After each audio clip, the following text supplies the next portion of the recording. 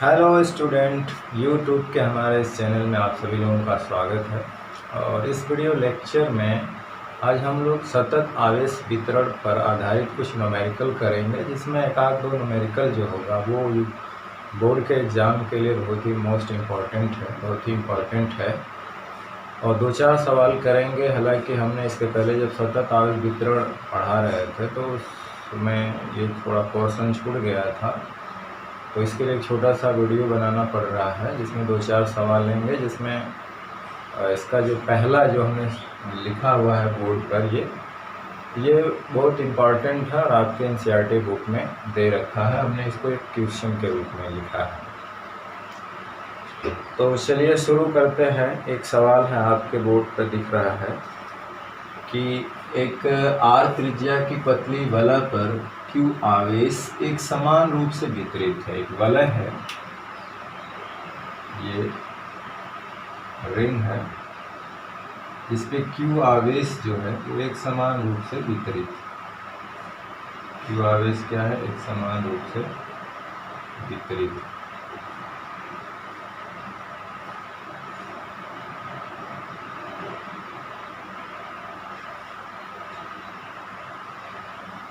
ये है हमारा, जिसकी सेंटर वो है, रेडियस R। आर त्रिज्या की पतली वलय पर Q आवेश है, कह रहा H से केंद्र से x दूरी पर, यानी कि यहाँ पे एक पॉइंट P रहेगा जहाँ पे हमें इसके कारण वैद्युत क्षेत्र की तीव्रता ज्ञात करनी है। वलय के अक्ष पर केंद्र से x दूरी पर बिंदु है P, जिसपे क्षेत्र की तीव्रता ज्ञात करना। और जो रिजल्ट आएगा वहाँ पे ये प्रतिबल लगाना है कि अगर x वेरी ग्रेटर देन इसकी रेडियस के, तो क्या रिजल्ट आएगा, उस पर विवेचना करना है। तो हमने रेखीय आवेश घनत्व पढ़ा था, जिसमें यहाँ पर भी एक तार है रिंग के रूप में, इस पे चार्ज Q है, तो इसका जो घनत्व होगा वो ऑलरेडी लैम्डा दिया रहेगा। यहाँ पे वो लैम्डा हो जाएगा, Q/L होता है। तो यहाँ पे L लंबाई की वजह से रिंग के रूप में है, तो उससे हम लोग Q/R कहेंगे। या लैम्डा और भी डिफाइन है इस तरह से भी।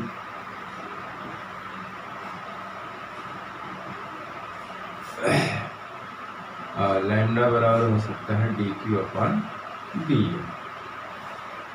अब हमें इसके कारण, तो हालांकि ये पॉइंट चार्ज है नहीं, अगर ये पॉइंट चार्ज होता है तो हम लोग डायरेक्ट कूलम लॉ लगा करके क्षेत्र की तीव्रता निकाल लेते।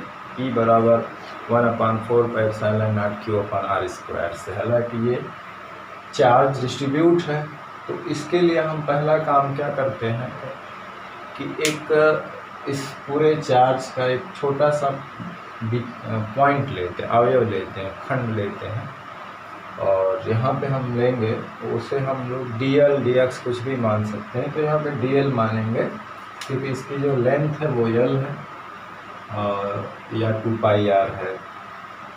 और वहाँ पे ये मानेंगे कि उस छोटे से अवयव पे जो चार्ज है वो dq है, जो बिहेवियर करेगा एक पॉइंट चार्ज की तरह से। चलिए यहाँ पे हम एक छोटा सा अवयव लेते हैं dl, जिसका चार्ज dq है, और उसी के सिमेट्रिकल जो उसके निचले पोर्शन पे भी हम एक लघुखंड ले लेते हैं। आप चाहे तो एक ही से कर सकते हैं। ये है dl, जिसके चार्ज क्या है dq। मान लेते हैं यहाँ से इसकी जो डिस्टेंस है वो r है,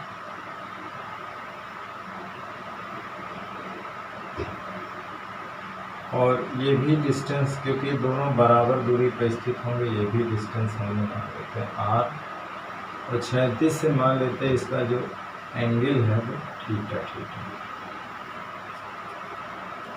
जितना कोण ये बनाएगा उतना ये बनाएगा।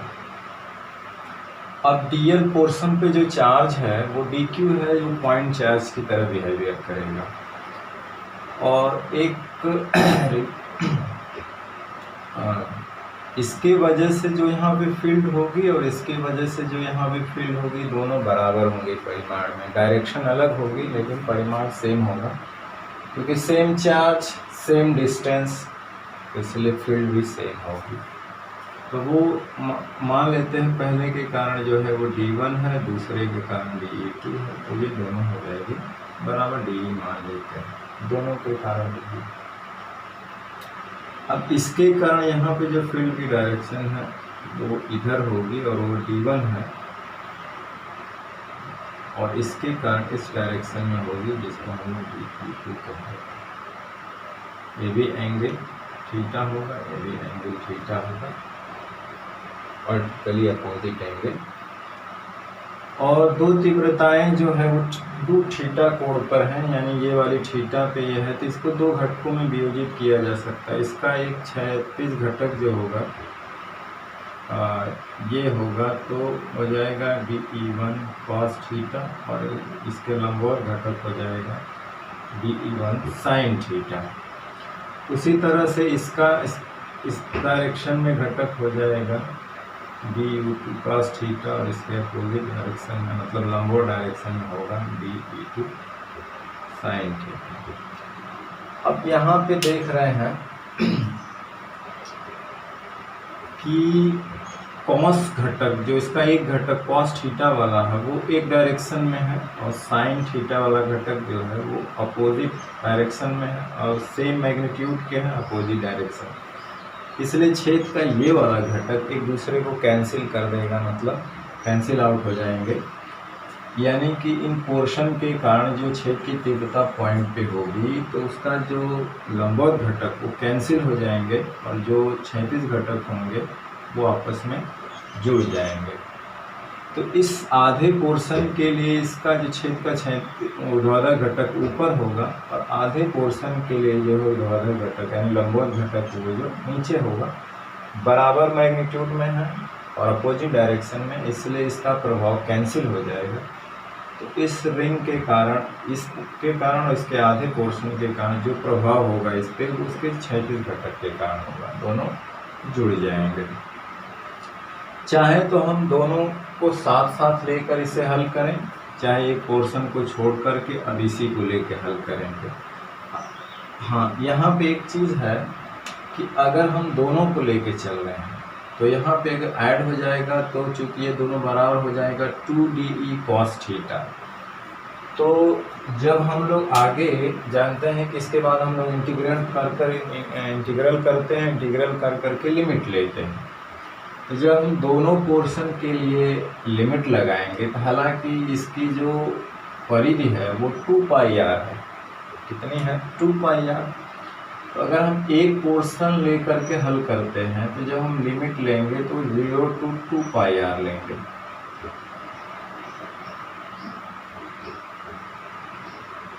लेकिन अगर हम दोनों पोर्शन लेके कर रहे हैं तो वो आधा आधा बढ़ जाएगा, आधा इधर हो इसके लिए, आधा इसके लिए, तो ये जो लिमिट हो जाएगी वो πr हो जाएगी। बस यही अंतर। अगर हम दोनों के लेकर हल करेंगे तो लिमिट 0 to πr, तब हाफ हाफ हो जाएगा, क्योंकि ये इसके लिए आधा और इसके लिए आधा। तो एक सर्किल का जो परिधि हाफ होती है वो πr होगी, इसकी भी πr, तब ना दोनों मिलकर के 2πr होती है। तो इसीलिए अगर हम गलत नहीं होगा, आंसर सेम आएगा। अगर दोनों को लेके हल करेंगे बस लिमिट 0 to πr लेंगे, और सिंगल लेके हल करेंगे तो लिमिट 0 to 2πr लेंगे, बस यही अंतर है। आप चलिए हम जैसे दोनों को लेके हल कर रहे हैं वहाँ पे खुद ही समझ में आ जाएगा। अब देखें यहाँ पे क्या है कि जो लघुखंड हमने लिया है dl, ये इसके ठीक सिमेट्रिक अपोजिट है, तो उसके कारण जो उसके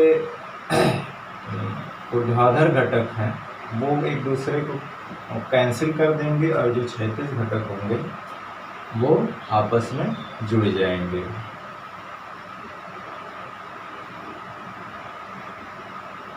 तो यहाँ पे लिखेंगे कि लघुखंड जो है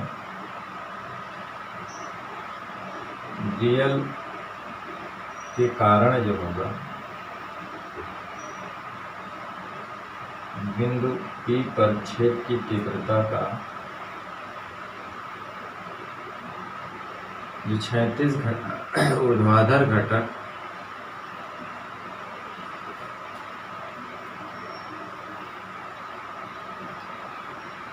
आपस में निरस्त हो जाएंगे। देख रहे हैं, अपोजिट है।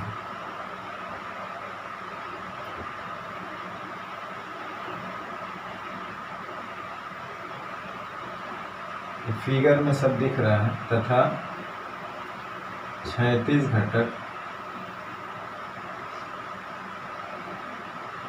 आपस में जुड़ जाएंगे। तो ये तो कैंसिल हो गए, ये जुड़ जाएंगे। तो हम इस पे हम वैद्युत क्षेत्र की तीव्रता निकालेंगे तो क्या आ जाएगा,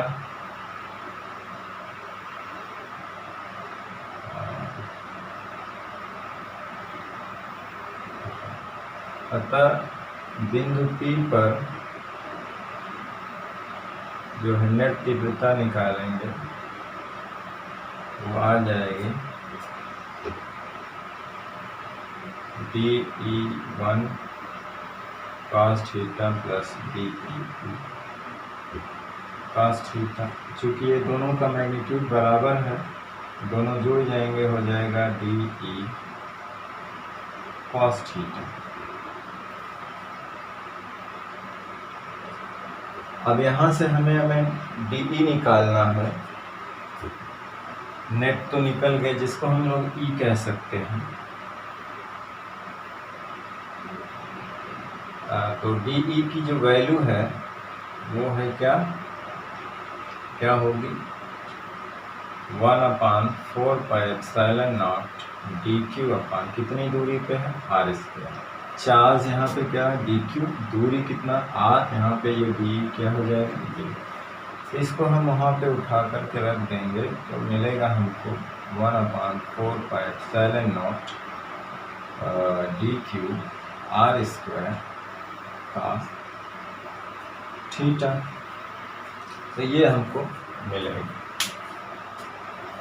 तो चूंकि ये दोनों सेम है इसीलिए आपस में क्या करेंगे, जुड़ जाएंगे। और चूंकि मैग्नीट्यूड में भी बराबर है, क्योंकि सेम चार्ज है दोनों जगह, दूरी भी सेम है, तो इसलिए दोनों का मैग्नीट्यूड बराबर होगा। तो इसलिए हमने यहाँ पे डी cos थीटा लिखा। अब डी क्या होगा, चार्ज, दूरी कितना r, और चूंकि आगे ये d की वैल्यू ये हो जाएगी dq/r², जो हमने फार्मूला ये जानते हो ना, होता है 1/4πε0 q/r²। चार्ज dq है, दूरी r है। अब यहाँ पे क्या है कि 2 है, तो यहाँ पे आगे हम लोग क्या लिख देंगे, 2।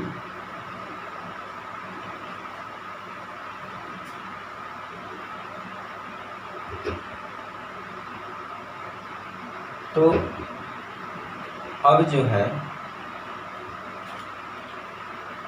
हम जो है पूरे रिंग के कारण अब यहाँ पे तीव्रता निकालेंगे। ये तो था दोनों पोर्शन के कारण था ना, नेट तीव्रता जो है दोनों पोर्शन के कारण थी।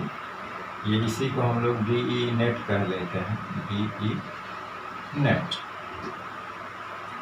लेकिन अब हमें पूरे रिंग के कारण निकालना है, तो उसकी प्रक्रिया क्या हमने पढ़ा है कि अब उसके लिए हम इंटीग्रेट करेंगे विथ लिमिट लेकर के। अब यहाँ पे यही है, हमें कहा था कि अगर हम आधा लेके चलते तो यहाँ पे केवल अकेला लिखते तो यहाँ 2 नहीं आता, तो हम लिमिट लेते 0 to 2πr।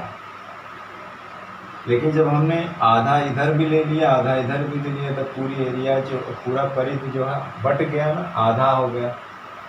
जब आधा हो गया तो अब लिमिट 0 to πr लेंगे। अगर एक पोर्शन लेके चलते तो 0 to 2πr। अब चूंकि हम दोनों का निकाल रहे हैं तो आधा इसका हो जाएगा, आधा इसका हो जाएगा सिमेट्री से। तो आधा 0 to πr, आधा 0 to πr, मिल के 2πr हो जाएगा। इसीलिए ऑलरेडी यहाँ 2 से लिखा हुआ, डबल हो गया ना, आधे का 2 से गुणा कर देंगे तो डबल हुआ कि नहीं हुआ। ये जो है dq 4πε0 r² cos थीटा, ये आधे के लिए 2 से गुणा कर दिया तो पूरे के लिए होगा। इसलिए यहाँ पे लिमिट लेने में आप अगर एक को लेके चलेंगे तो लिमिट लेंगे 0 to 2πr। और दोनों पोर्शन को लेके चलेंगे तो लिमिट लेंगे 0 to πr। अब जो है हम लोग क्या है, ये तो नेट डी की वजह से, छोटे पोर्शन की वजह से ये आया। अब हम लोग जो है पूरे रिंग के कारण,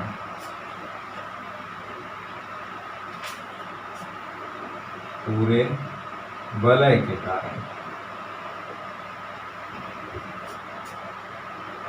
बिंदु P पर नेट तीव्रता क्या हो जाएगी, इसको हम लोग ई नेट कह सकते हैं। अब इंटीग्रेट करना है, यहाँ पे क्या है जो चीज इंटीग्रेट करना है तो लिमिट लेंगे 0 to πr, हो जाएगा 2dq cos theta upon 4πε0r। यहाँ पे cos थीटा और dq की वैल्यू रख देते हैं। हालांकि चाहे तो आप दो तरह से कर सकते हैं, cos थीटा और यहाँ से cos थीटा dq की वैल्यू करके इंटीग्रेट करें, या जो बाद में cos थीटा रखें, क्योंकि थीटा भी कांस्टेंट है, x भी कांस्टेंट है, r भी कांस्टेंट है। तो जो चीज़ कांस्टेंट हो जाएगी वो बाहर, cos थीटा भी बाहर हो जाएगा, 4πε0 भी बाहर हो जाएगा, जो बचेगा dq। और cos थीटा की हम लोग वैल्यू रख देंगे तो cos थीटा यहाँ पे आ जाएगा। cos थीटा, इसमें देखिए cos थीटा होता है आधार बटे कर्ण, तो आधार क्या है x बटे r, तो यहाँ हम cos थीटा की वैल्यू रख देते हैं। और r भी यहाँ से हटा देंगे क्योंकि r तो वेरिएबल है। इस फार्मूले में हमें डील करना है x और r, क्योंकि यही वैल्यू हमको पता रहेगी, तो इसीलिए इसको यहाँ से हटाना है। और थीटा भी हमें यहाँ नहीं पता रहेगा, हमें दिया जो रहेगा सिर्फ r और ये x कितनी दूरी पे लेना है हमको, तो इसलिए थीटा cos थीटा को भी हटाना है यहाँ से। तो cos थीटा यहाँ से देख रहे हैं आधार बटे कर्ण, और रही बात r, तो r देख लीजिए, r इसका पाइथागोरस प्रमेय से कर्ण का वर्ग बराबर आधार का वर्ग और लंब का वर्ग, यानी कि x स्क्वायर कैपिटल, या इसको लिख सकते हैं √x स्क्वायर और r स्क्वायर। तो यहाँ से इसकी वैल्यू हम यहाँ पे रख देते हैं। तो चलिए r स्क्वायर की वैल्यू यहाँ पे रख देते हैं, cos थीटा की वैल्यू रख देते हैं r की। तो ये सवाल में जो लिखा हुआ है मिटा देता हूँ।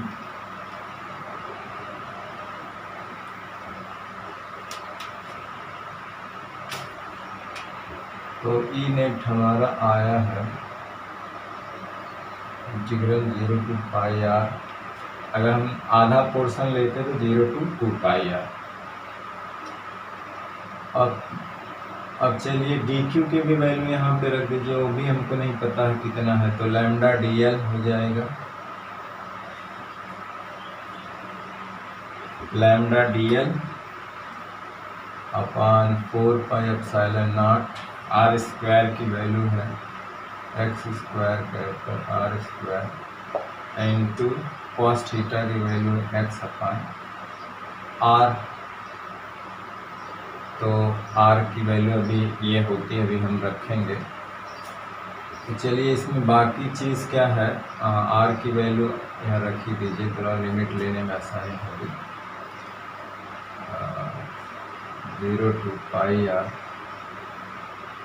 2 lambda dl x upon 4πε0 x square r square √r square x square. अब इसमें जो चीज़ कांस्टेंट है उसे बाहर ले लीजिए। कांस्टेंट क्या है,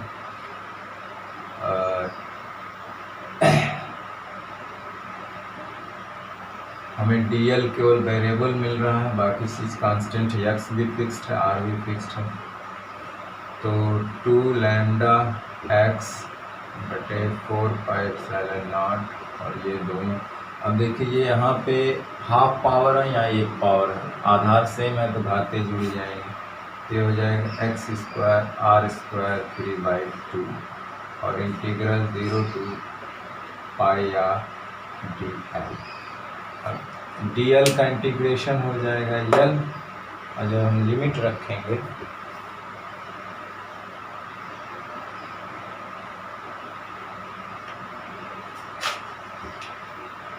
तो ई हमारा आएगा 2 lambda x 4 pi epsilon naught x square r square 3/2 और ये इसका इंटीग्रल होता है एल, जैसे कि डी एक्स का इंटीग्रल डी एक्स का एक्स होता है। लिमिट लेंगे 0 to pi r 2 lambda x 4 pi epsilon naught x square r square 3/2। अब पहले upper limit minus lower limit, तो लोअर वाली 0 है तो पाई आर माइनस 0।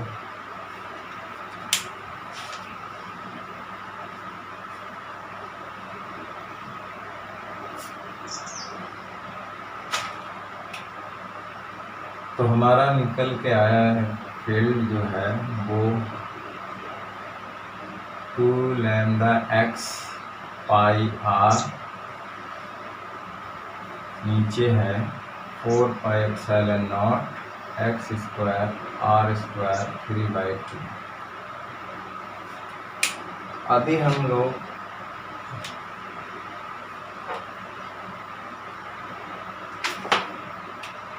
यहाँ पे लिखा हुआ था कि लैम्डा बराबर होता है q/2 पाई आर, तो q बराबर हो जाएगा 2 लैम्डा पाई आर। तो हम जो है 2 लैम्डा पाई आर की जगह q रख सकते हैं, तो हमारा जो रिजल्ट आएगा 1/4 pi epsilon naught q x upon x square r square 3/2, ये हमारा रिजल्ट निकल के आएगा। तो ये जो है किसी वलय के कारण x दूरी पर पॉइंट अगर कोई स्थित है तो उस पे छेद की तीव्रता का फार्मूला होगा। हालांकि इसको हम लोग जो है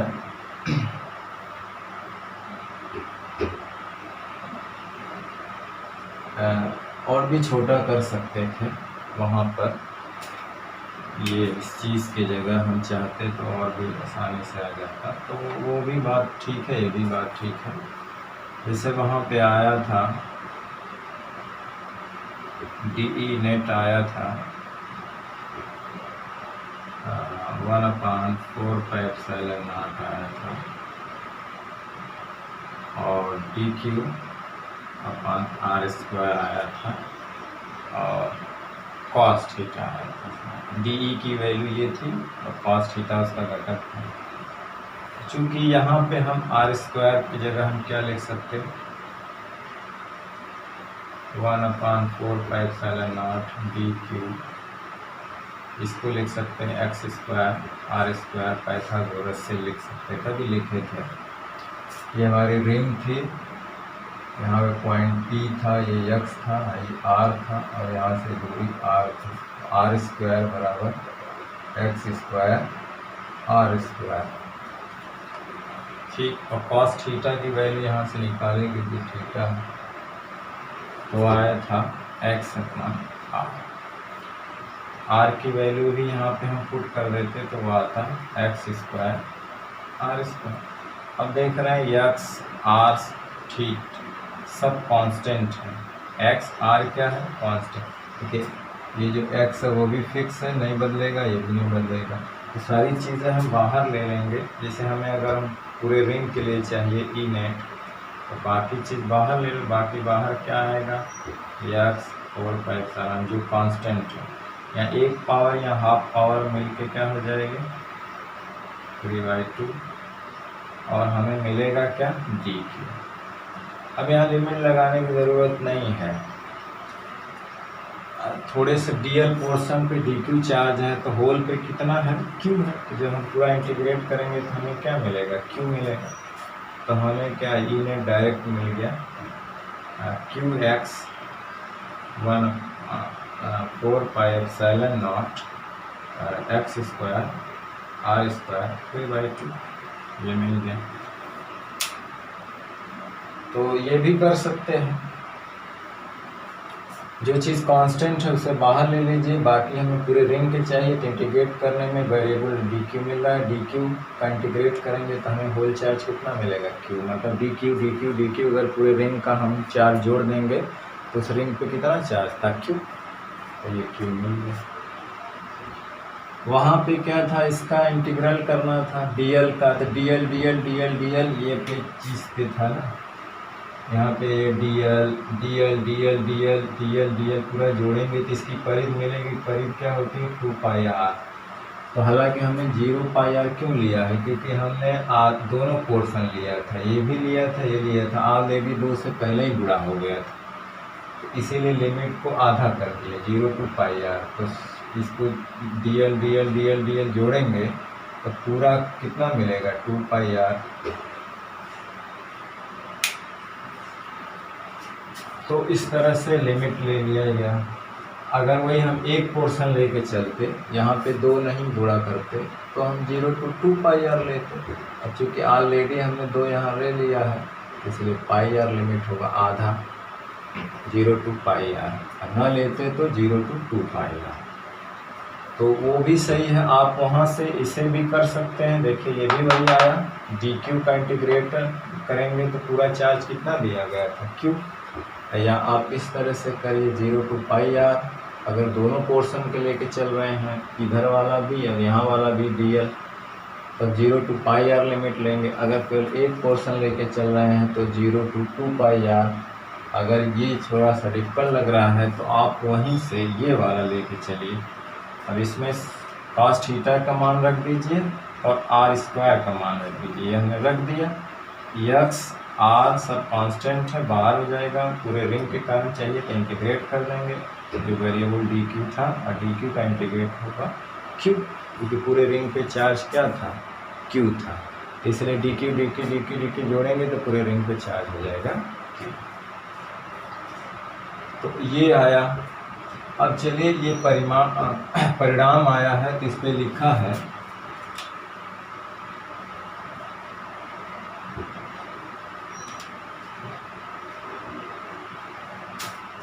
कि हाँ, अब 2 रिजल्ट देख लीजिए। जैसे केस अगर 1 लेते हैं हम, केस 1 है कि अगर x 0 हो जाए तो रिंग के सेंटर पर फील्ड क्या हो जाएगा 0। जब x 0 हो जाएगा तो सेंटर पर फील्ड क्या हो जाएगी 0।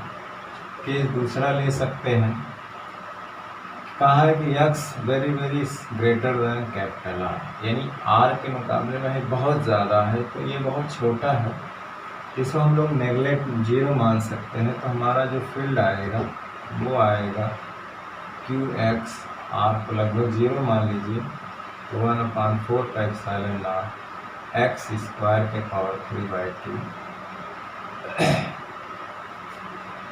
तो ये इससे कैंसिल हो जाएगा और एक्स क्यूब एक कट जाएगा, तो हमारा रिजल्ट आया 1/4 का एप्सिलॉन नॉट एक्स स्क्वायर। तो ये देख रहे हैं, ये फार्मूला हम लोग का प्राप्त किए थे किसी पॉइंट चार्ज के लिए। ये फार्मूला हम लोग का प्राप्त किए थे किसी पॉइंट चार्ज के लिए, किसी पॉइंट पर विद्युत क्षेत्र की तीव्रता ये होती है, वहाँ आला की दूरी है आर थी तो आर, ठीक। तो हम वो रिजल्ट हमें कैसा मिल रहा है, जब हम एक्स को कह रहे हैं कि बहुत दूर है, यानी वो रिंग से पॉइंट जो है बहुत दूर है। तो जब कोई चीज़ बहुत दूर होती है तो दूर से देखने पे रिंग का चार्ज हमको छोटा सा दिखाई देता था। जो रिंग होती है, वलय होती है, behaves like a point charge. लेकिन क्या है कंडीशन कि x very very greater than उसकी रेडियस, मतलब हम बहुत दूर पे अगर उसके कारण निकालें तो हम ये फार्मूला लगा सकते हैं। तब रिंग क्या है, वो पॉइंट चार्ज की तरह बिहेवियर करेगी। और वही जब नज़दीक से देखेंगे, नज़दीक रहेंगे, तो वो एक पॉइंट चार्ज नहीं है, एक बड़ा चार्ज है। तो हम वो फार्मूला ये वाला नहीं, तब ये वाला लगाएंगे। नज़दीक के लिए है और बहुत दूरी के लिए नहीं। अगर चार्ज पॉइंट है तब तो ये हमें लगाएंगे, चाहे नज़दीक रहे चाहे दूर है। लेकिन अगर कोई रिंग है और बहुत दूरी पर अगर हमको निकालना है तो हम डायरेक्ट लगा सकते हैं। तो ये था कंडीशन कि अगर एक्स जो है बहुत दूरी है रिंग से, तो रिंग पे चार्ज जो है पॉइंट चार्ज की तरह बिहेवियर करेगा और ये फार्मूला हम अप्लाई करेंगे।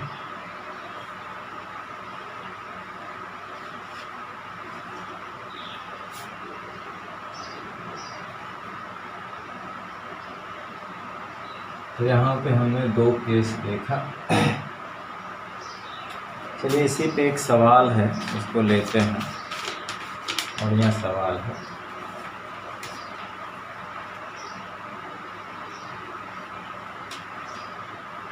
सवाल यह है कि एक समान रूप से आवेशित एक वलय एवं गोला, क्वेश्चन है, एक समान रूप से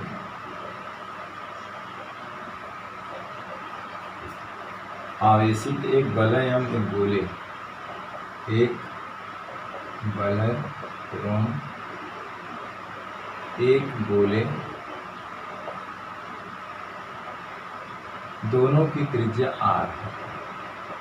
दोनों की त्रिज्या क्या है? Capital R। दोनों पर आवेश Q है। दोनों पर आवेश क्या है? Q। गोले का केंद्र वलय की अक्ष पर विद्यमान है। देखिए गोले का जो केंद्र है वो वलय के अक्ष पर है, वलय के अक्ष पर।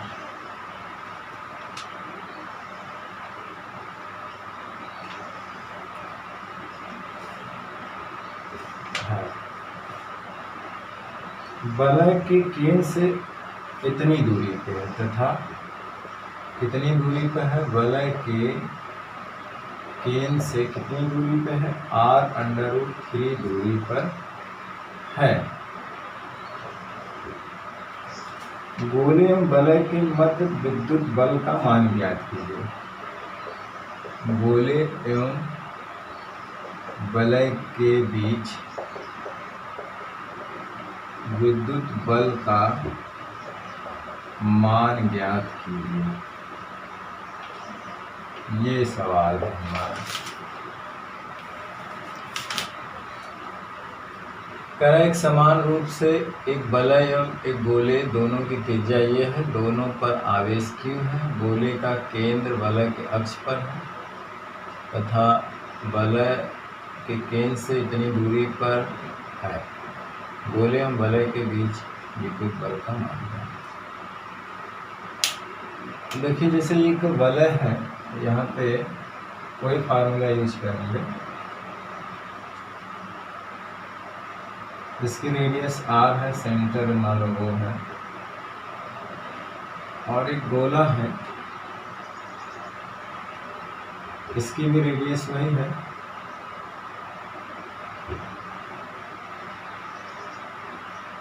वो रेडियस r, ये गोला है और ये वलय है।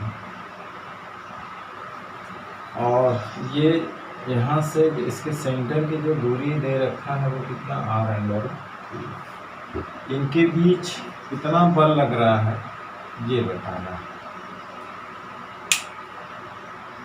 तो जाहिर सी बात है कि वलय के कारण उसके केंद्र से, अभी हम लोग जानते हैं फार्मूला कि वलय है उसके केंद्र से x दूरी पर विद्युत क्षेत्र की तीव्रता क्या होती है। अभी हम लोग देखते हैं कि वलय के कारण उसके केंद्र से x दूरी पर विद्युत क्षेत्र की तीव्रता क्या आया था फार्मूला? 1/4πε0 qx x² r² 3/2 यही आया था।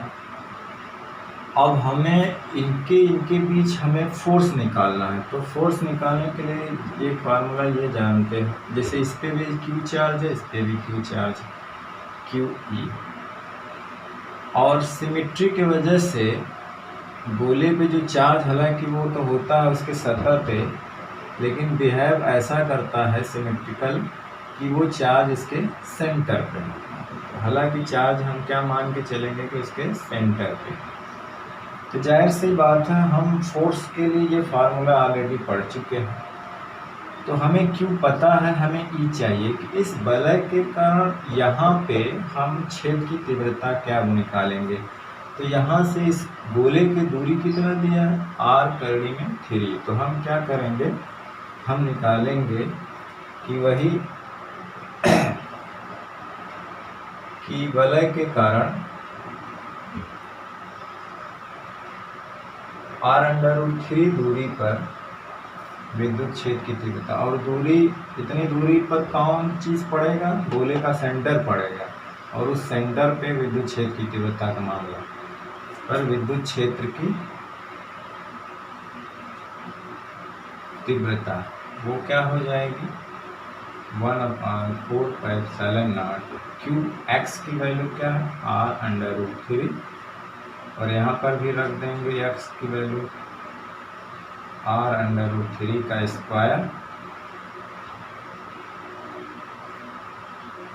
और प्लस r² है ही 3/2। थोड़ा सा इसको सॉल्व कर लेते हैं।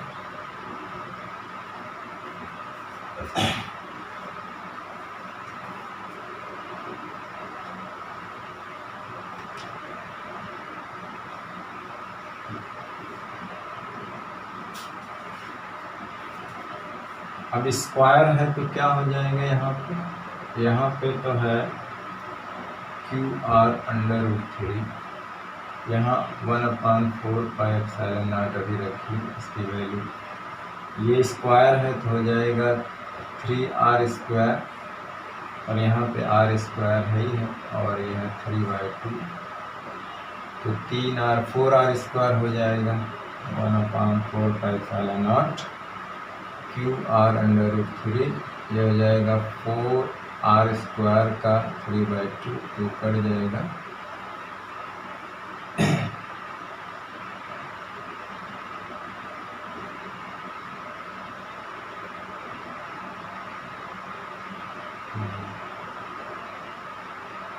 x की वैल्यू क्या थी, r√3, तो हमने यहाँ पे रखा है, तो इसका स्क्वायर किया तो r² हो जाएगा, ये r² पहले से तो 4r², और 3/2 पावर है ही है, तो क्या हो जाएगा 1/4πε0 QR√3। यहाँ पे जो है ये 3/2 पावर दोनों पे रहेगी, तो सपोज करिए ऐसे हम इसको लिख सकते हैं कि 4 के पावर भी 3/2 और r का स्क्वायर इसका भी 3/2, तो ये देखो कट गया। ये वर्गमूल लेंगे, 4 का हाफ है 2 आएगा, 2 का क्यूब करेंगे तो 8 आएगा, पहले वर्गमूल 2 फिर क्यूब 8 आएगा, और ये r³ हो जाएगा। तो यहाँ पे ये 8 हो गया और ये r³ 1 से इसको कट गया, तो मिलेगा 1/4πε0 Q√3 8r²। अब चूंकि इसके सेंटर पे फील्ड क्या मिली हमको, ये मिली। अब ये चार्ज जो Q है सिमिट्री से समरूपता से हम ये मान के चलेंगे कि ये इसके सेंटर है, मतलब ऐसा बिहेवियर करता है, पीछे बता भी चुका हूँ कि चार्ज तो होता है सतह पे, लेकिन बिहेवियर ऐसा होता है कि मालूम देता है कि वो उसके सेंटर पे है। तो यहाँ पे हमें चार्ज भी रखा हुआ है और फील्ड भी सेंटर पे हमें पता होगा ये है। तो इसके फील्ड के कारण इसके गोले पे लगने वाला फोर्स क्या हो जाएगा, ई के कारण जो है गोले के केंद्र पर विद्युत बल क्या हो जाएगा, वही विद्युत बल का मतलब है दोनों के मध्य बल। F बराबर हो जाएगा क्यू ई, तो क्यू है ही है, ई की वैल्यू रख देते हैं 1/4πε0 Q√3 8R², या इसको लिख सकते हैं 1/4πε0 √3 Q² R²। ये हमारा फोर्स आ जाएगा, ये हमारा फोर्स आ जाएगा, इतना लगेगा।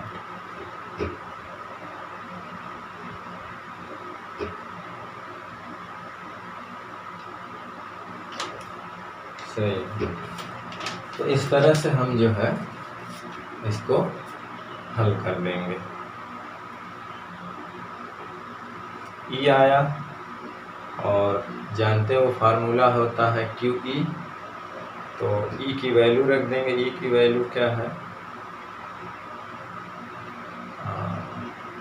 क्या आई थी 1/4πε0 Q√3 8R², और Q से वहाँ गुणा कर देंगे, बस हमारा फोर्स निकल जाएगा। ठीक, तो ये हमारा जो है रिजल्ट है। ठीक, तो इसमें कुछ था नहीं, ये बताया था कि दोनों का रेडियस सेम, चार्ज सेम है, तो हम इस कह रहा कि गोला का जो सेंटर है उससे इतनी दूरी पे है।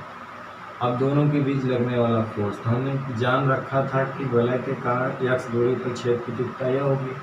अब ये इतनी दूरी पर कितना तीव्रता होगी, तो x की जगह हमने ये रख दिया, कैलकुलेट किया तो ये आया। अब चूंकि ये इसका सेंटर पड़ा, तो इसके कारण इसके सेंटर में वैद्युत छेद की तीव्रता क्या आई। अब इसके गोले पर भी चार्ज क्यों है, वो चार्ज क्यों हम मान लेते हैं कि इसके गोले के सेंटर पे है, क्योंकि बिहेवियर ही ऐसा करता है कि मालूम देता है कि चार्ज इसके क्यों है। क्योंकि अभी यहाँ पे जैसे हम लोग चार्ज है, क्यों यहाँ बाहर है, तो अगर हम यहाँ से छेद रेखा इसके लंबवत बाहर निकलती हैं इस तरह से, तो हम इसको पीछे बढ़ाएं तो लगता है कि ये सेंटर से आ रहे हैं, इसलिए हम एज्यूम कर लेते हैं कि चार्ज इसके सेंटर पे रखा हुआ है। तो इस तरह से हम हल कर लेंगे। पहले हम फील्ड निकालेंगे, उस फील्ड के कारण उस पर फोर्स क्या है, तो उस पर जो चार्ज रखा उससे गुणा कर देंगे। तो ये जो दोनों सवाल है, एक के वो पहला तो एक थ्योरेटिकल था, वो पूछा भी जाता है, आपके एनसीईआरटी बुक में दे भी रखा है, और उस पर आधारित एक सवाल था। चलिए अब उसी के आधारित एक सवाल ले लेते हैं। हालांकि ये सवाल जो है बोर्ड के लेवल का नहीं है, बोर्ड से बाहर का है, हालांकि थोड़ा सा जो है समझाने के लिए ये सतत आवेश वितरण पे आधारित है। हालांकि हमने इस तरह का एक सवाल बताया है, इस तरह से है और यहाँ पे कैसे निकालें वो बता चुके हैं। अब क्या है कि वो एक तार है, ये लंबा एक तार है, चालक तार है, वो इस तरह से, और इस पे चार्ज Q है।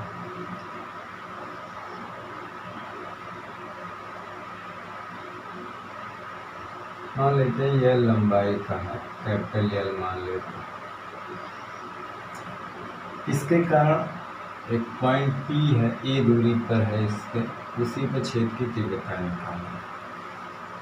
तो इसके लिए हम क्या करते हैं कि डायरेक्ट कूलम्ब लॉ लगा नहीं सकते, क्योंकि ये पॉइंट चार्ज है नहीं। तो इसके लिए हम क्या करते हैं कि हाँ मान लेते हैं एक चीज़ और है इसमें कि इसका वाला ये वाला जो छोर है वो यहाँ से मान लीजिए कि θ1 कोण बना रहा है,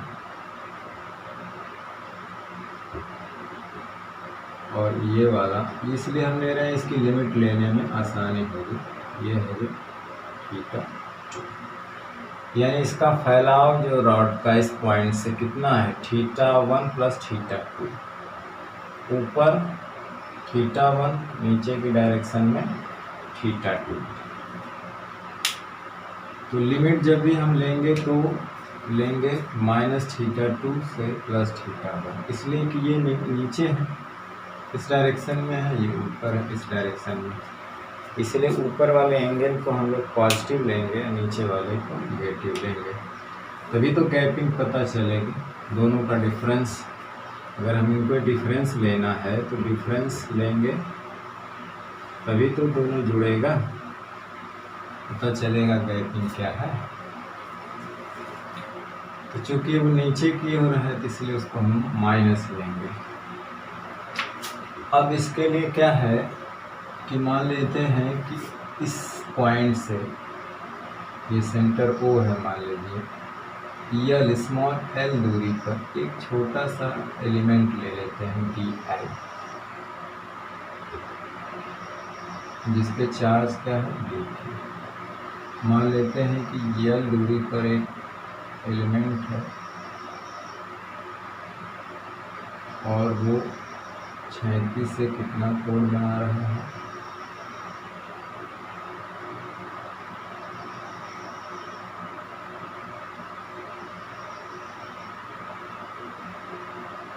फाइव कोण पे। तो ये एलिमेंट कितना बना रहा है, मान लेते हैं d5।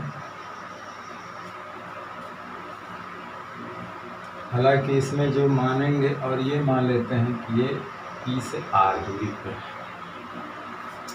हालांकि इसमें जो भी वेरिएबल चीज़ है उसको हटाना, जैसे R है, dl है, dq है, वो फार्मूले में नहीं आना चाहिए, उसी को गायब करने की कोशिश करेंगे।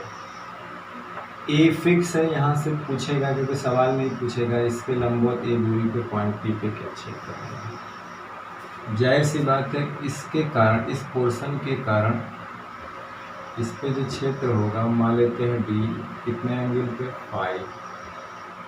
तो इस क्षेत्र को हम दो पार्ट में बांट सकते हैं। एक पार्ट यहाँ पे होगा घटकों में d cos फाई और एक इधर होगा d sin। हम इस दोनों को कैलकुलेट करेंगे, इन दोनों को क्या करेंगे, कैलकुलेट करेंगे। तो पहले हम लोग DE निकाल लेते हैं। इन दोनों पे अभी ध्यान नहीं देना है कि हमने इसके प्रभाव को दो भागों में बांट दिया। अब ये इस DQ के कारण, DL के कारण जो क्षेत्र है दो भागों में बढ़ गया। एक D cos फाई का प्रभाव हो गया, एक DE sin फाई का प्रभाव हो गया। हालांकि अभी हम DE की बात करें तो जो हमारा सिंपल फार्मूला है, एक पॉइंट चार्ज DQ है, पॉइंट P से R दूरी पे है, वैद्युत क्षेत्र कितना DE है, प्लस चार्ज है तो ये बाहर की ओर होगी। तो DU क्या होगा 1/4πε0 dQ/r²। इसका ये लैम्डा दे रखा रहेगा रेखीय आवेश घनत्व, तो लैम्डा बराबर होता है dQ/dl। तो यहाँ से dQ को आप चेंज कर सकते हैं लैम्डा dl। तो यहाँ पे हम लोग dQ को क्या लिख सकते हैं, लैम्डा dl/r²। देखिए यहाँ पे dl और r दोनों जो है r के हिसाब से dl कहीं भी ले सकते हैं, तो यहाँ पे dl और r को गायब करना है। लैम्डा फिक्स है तो जो चीज़ फिक्स रहती है उसी को यहाँ पे रखना है फार्मूले में, ताकि हमें आसानी से रिजल्ट मिल जाए। जो चीज़ बदलती रहती है उसी को गायब करना। r भी बदलेगा, dl का कोई मतलब नहीं होता, हमें तो पूरे पोर्शन के कारण निकालना है, तो dl और r को दोनों को गायब करेंगे। तो चलिए यहाँ पे अब हम लोग क्या करते हैं, इस ट्रायंगल पे आ जाते हैं जिसको हमने OPQ रख देते हैं। ट्रायंगल जो है OPQ में हम अगर हमने cos फाई, हमें क्या करना है इसको गायब करना, तो cos फाई बराबर हो जाएगा A/r², आधार बटे थर्ड। तो cos फाई अपान A बराबर हो जाएगा 1/r, या इसी को स्क्वायर कर दें हो जाएगा 1/r²। और उसी फार्मूले में हम tan फाई ले लेते हैं। tan फाई लंब बटे आधार, तो लंब क्या है l इसलिए ले रहे हैं कि हमको dl गायब करना, a रखना, यहाँ से l बराबर हो जाएगा a tan फाई। इसी का डिफरेंशियल कर देंगे, dl बराबर a कांस्टेंट है, इसका होता है सेक स्क्वायर फाई और फाई का होता है डी फाई। देखिए इंटीग्रल डिफरेंशियल में हर पार्ट का डिफरेंस है। हमने tan का किया तो सेक होता है सेक स्क्वायर फाई और फाई का डी फाई होगा। अब वन यहाँ पे क्या है अब सबकी वैल्यू रख दीजिए यहाँ पे लैम्डा डी एल की वैल्यू हो जाएगी a sec square phi d phi और 1/r स्क्वायर की वैल्यू हो जाएगी 1/r² की वैल्यू क्या है cos स्क्वायर फाई अपॉन ए स्क्वायर।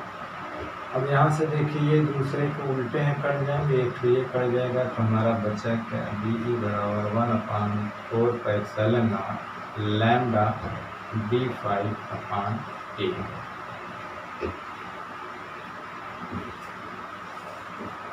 अब यहाँ पे देखिए कि इसके कारण दो फील्ड होगी, एक इस तार के लंबवत फील्ड होगी, एक तार के पैरेलल फील्ड होगी। तो हम लंबवत चलते हैं, यानी कि हमें डी ई परपेंडिकुलर निकालना है। तो वो क्या है परपेंडिकुलर होगी डी ई cos फाई। अब यहाँ पे डी ई की वैल्यू रख दीजिए, डी की वैल्यू है 1/4 लैम्डा डी फाई अपॉन ए। तो एक कट गया किसका। अब तो ये जो फील्ड है वो किसी एलिमेंट के कारण है, हमें पूरे तार के कारण ये चाहिए। तो हम ये लगा देंगे इंटीग्रल जो कांस्टेंट हो बाहर कांस्टेंट क्या है ए भी, लैम्डा भी फिक्स है ए भी फिक्स है। तो इंटीग्रल हम कर देंगे किसका सॉरी इसके साथ cos फाई भी जुड़ा है cos फाई और डी फाई। इसीलिए हमने डी फाई लाया कि cos फाई को किसके साथ इंटीग्रेट करना है डी फाई। जैसे x को dx के सापेक्ष करना है, t को dt के सापेक्ष, इसी तरह से cos फाई को डी फाई के सापेक्ष। अब यहाँ लिमिट लेना है तो देखिए लिमिट लेने के लिए हमने ये इसका विस्तार यहाँ से यहाँ तक क्या है, यानी कि ये एंगल तो ये चूँकि नीचे की डायरेक्शन में इसलिए इसको माइनस लेंगे, ये ऊपर की डायरेक्शन में इसलिए इसको प्लस लेंगे। तो लिमिट लेंगे -θ2 से +θ1। तो यहाँ से ई जो है परपेंडिकुलर आएगा लैम्डा 1/4 cos फाई का इंटीग्रेशन जो होता है वो sin फाई होता है। तो यहाँ पे हमने sin फाई लगा दिया, लिमिट क्या ले लिया -2 से +1। लिमिट में हमेशा डिफरेंस लिया जाता है, जब हम दोनों का डिफरेंस लेंगे तो जुड़ जाएंगे। φ1 -√-5 जोड़ के तभी तो ये बताएंगे। तो ये अपोजिट नीचे की डायरेक्शन में था इसलिए माइनस। अब क्या है लिमिट ले लीजिए तो ये हमारा फार्मूला बन गया 4πε0a तो अपर लिमिट sin θ1 फाई की जगह, फिर माइनस होता है sin -θ। अब जानते हैं कि sin -θ का मान होता है -sin θ, तो माइनस पहले से इसको प्लस कर देगा। तो हमारा रिजल्ट आ गया लैम्डा 4πε0a sin θ1 + sin θ। ये परपेंडिकुलर के कारण फील्ड होगी, ये फील्ड क्या होगी परपेंडिकुलर के कारण होगी।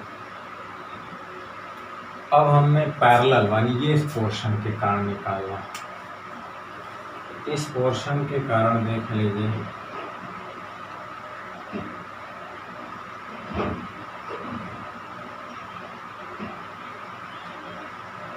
फील्ड क्या होगी डायरेक्ट लिख लेते हैं हम E parallel integral of D E पूरे के कारण sin फाई। लिमिट भी वही लेंगे हम लोग, लिमिट भी वही लेंगे -θ2 से +θ1। डी ई की वैल्यू क्या आई थी अभी हमने निकाला था, इसकी आई थी 1/0 लैम्डा ए डी फाई आई थी, और यहाँ पे ये sin फाई ऑलरेडी हुई है।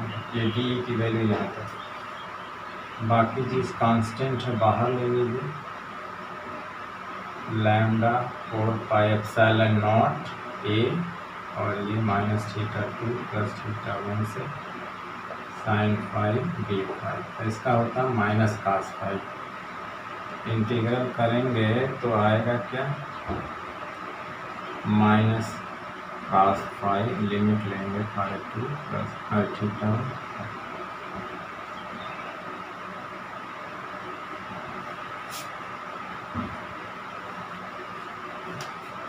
तो यहाँ पे जो होगा ई पैरेलल आ जाएगा लैम्डा 4πε0 a और ये हो जाएगा, लिमिट लेंगे तो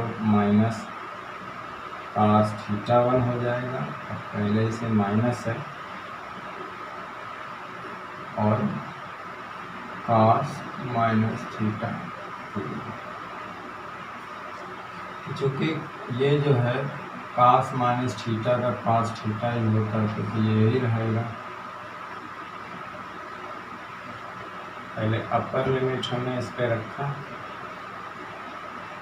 माइनस, हाँ तो माइनस ये प्लस हो जाएगा, क्योंकि ऑलरेडी पहले से माइनस है, फिर घटाते तो माइनस आता है, और ये माइनस आकर इसको माइनस कर देता है, लेकिन cos -θ का वैल्यू ये होता है।